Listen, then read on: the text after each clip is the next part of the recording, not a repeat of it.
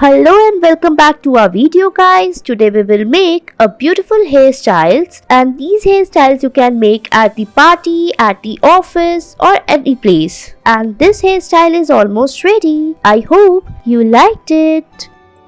Next, we will divide the hairs in two sections and make the plaits out of it. Follow the same step for the either side as well. Then fix it on the alternative sides by folding it, and your hairstyle is almost ready. I hope you liked it. Next, we will tie the hairs and then we will make the plaits out of it. First, divide your hairs in 3 parts to make the plaits. Follow the steps as we are making. Tie it, then take all the hairs and divide it into 2 parts. Tie it and fix it into each other. After that, we will make the plaits out of it. Make the plaits and then roll it upward to make a bun, and your hairstyle is ready.